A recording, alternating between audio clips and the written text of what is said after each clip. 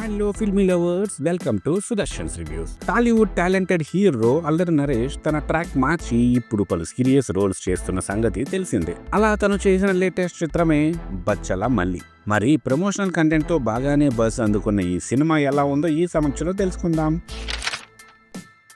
ఈ సినిమా 1995 నుంచి 2005 మధ్యలో నడిచే సెటప్తో సాగుతుంది. తుని, సురవరం ప్రాంతాల్లో ఒక పక్కా మురుడుగా పూర్తి మూర్ఖత్వంతో కనిపించే బచ్చల మల్లి తన జీవితంలో ఇలా ఎందుకు మారిపోయాడు? తన జీవితంలో ఎంతగానో ప్రేమించిన కావేరితో తన ప్రేమ కథ ఏమైంది? అంత మూర్ఖత్వం మూలాన తను కోల్పోయింది ఏమిటి?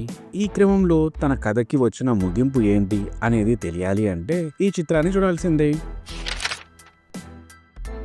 ఈ మధ్య తన ట్రాక్ మార్చిన అల్లరి నరేష్ మరోసారి సాలిడ్ రోల్ ని ఎంచుకున్నారు. ఈ సినిమాలో బచ్చల మల్లి అనే పాత్రలో తాను ఒదిగిపోయాడని చెప్పొచ్చు. తన పాత్రలో మొరటుతనం, ముఖ్యంగా మూర్ఖత్వం అనే ఎమోషన్స్ ని తాను పర్ఫెక్ట్ గా చేసి చూపించారు. తన మూర్ఖత్వంపై కనిపించే చాలా సీన్ సినిమాలో ఇంప్రెస్ చేస్తాయి. అలాగే హీరోయిన్ అమృత అయ్యర్ తన రోల్ లో బాగా చేసింది. ఇంకా ఇద్దరి నడుమ లవ్ ట్రాక్ కూడా బాగుంది. ఒక పాయింట్ లో ఇద్దరి నడుమ కనిపించే ప్రేమ వర్సెస్ మూర్ఖత్వం పాయింట్ అయితే సినిమాలో చాలా మెప్పిస్తుంది. ఇంకా ఇద్దరి నడుమ కెమిస్ట్రీ కూడా చాలా బాగుంది.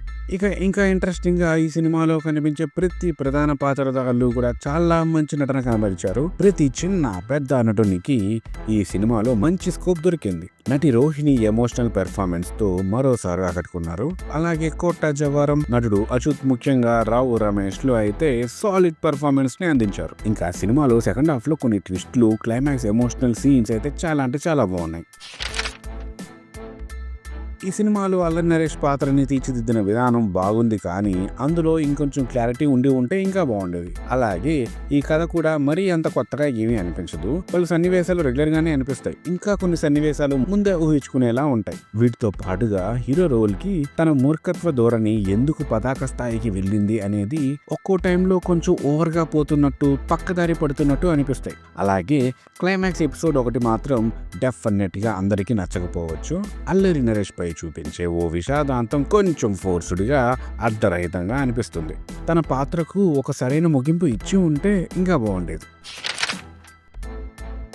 ఈ సినిమాలో నిర్మాణ విలువలు చాలా బాగున్నాయి. చాలా సీన్స్ లో విఎఫ్ఎక్స్ వీక్ గా ఉండడం వలన బ్యాక్గ్రౌండ్ లో విలేజ్ నేటివిటీ అసహజంగా అనిపిస్తుంది. ఇక విశాల్ చంద్రశేఖర్ ఇచ్చిన కొన్ని పాటలు, నేపథ్య సంగీతం బాగున్నాయి. రిచర్డ్ ఎం నాథన్ ఇచ్చిన సినిమాటోగ్రఫీ బాగుంది. పాతకాలం నాటి విజువల్స్ ని సినిమా నేపథ్యానికి తగ్గట్లుగా బాగా చూపించారు. ఇంకా ఎడిటింగ్ పర్వాలేదు. ఇక దర్శకుడు సుబ్బు విషయానికి వస్తే తన కథలో కోర్ పాయింట్ చాలా బాగుంది. అల్లరి నరేష్ రోల్ ని సాలిడ్ గా ప్రెజెంట్ చేశారు. ఒక పక్కా మూర్ఖుడు ఎలా ఉంటాడో, ఎలా మసలుతాడో తాను బాగా చూపించారు. అలాగే తన మూర్ఖత్వం మూలాన ఏమేం కోల్పోయాడు, తన ఎమోషన్స్ ని, ఇంకా డీసెంట్ లవ్ స్టోరీని హ్యాండిల్ చేయడం చాలా బాగుంది. కానీ ఇంకొంచెం డెప్త్ గా సినిమాని హ్యాండిల్ చేయాల్సిందేమో.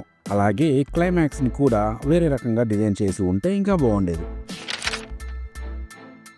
మొత్తంగా చూసుకున్నట్లయితే ఈ బచ్చల మల్లి మాస్ గా కనిపించే ఎమోషనల్ మూర్ఖుడి కథ అని చెప్పొచ్చు. తన రోల్లో నరేష్ సాలిడ్ పెర్ఫార్మెన్స్ ని అందించారు. తన రోల్ కి పూర్తి న్యాయం తాను చేయగా సినిమాలో తన పాత్ర, దాని చుట్టూ సాగే ఎమోషన్స్ ఇంప్రెస్ చేస్తాయి. కాకపోతే ఇంకొంచెం డెప్త్ ని తన రోల్లో చూపించి ఉండాల్సింది. అలాగే క్లైమాక్స్ లో కూడా అలాంటి ముగింపు ఇవ్వాల్సింది కాదు అనిపిస్తుంది.